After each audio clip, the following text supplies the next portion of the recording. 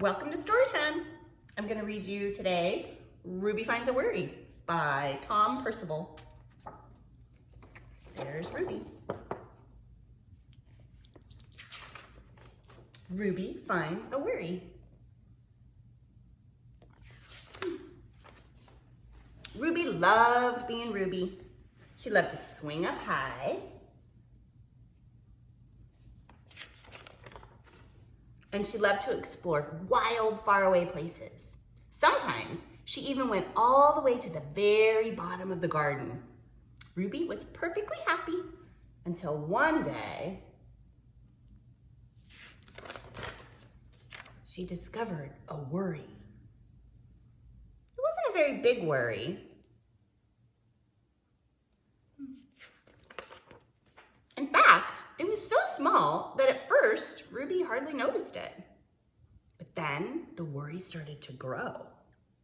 Each day it got a little bit bigger.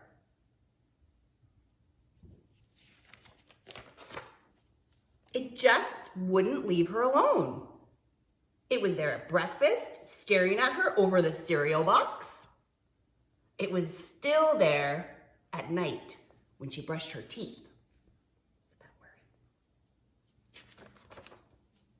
The funny thing was that no one else could see Ruby's worry, not even her teacher. So Ruby pretended that she couldn't see it either.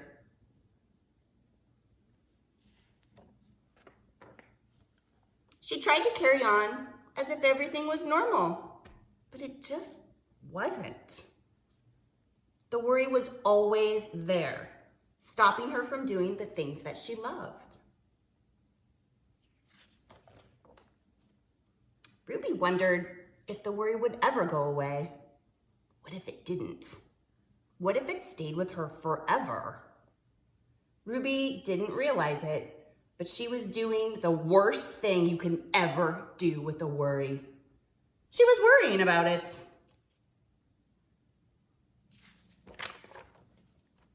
Now the worry was enormous. It could barely fit in the kitchen at dinner time. It filled up half of the school bus. And it took up whole rows at the movie theater. The worry became the only thing that Ruby could think about, and it seemed like she would never feel happy again. Oh, poor Ruby. What's she gonna do? Then one day, something unexpected happened. Ruby noticed a boy sitting alone at the park. He looked how she felt. Sad. How sad he is. And then she noticed something else. Something hovering next to him. Could it be a worry? Do you think he has a worry too? It was. Ruby realized that she wasn't the only person with a worry after all. Other people had them too. Look.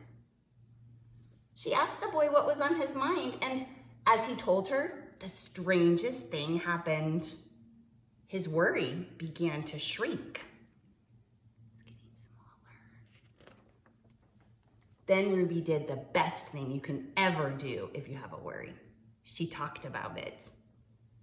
As the words tumbled out, Ruby's worry began to shrink until it was barely there at all. Soon, both of their worries were gone. Finally, Ruby felt like herself again. Of course, that wasn't the last time she ever had to worry. Everyone gets them from time to time. But now that she knows how to get rid of them, they never hung around for long. The end. I hope you liked that one. Bye.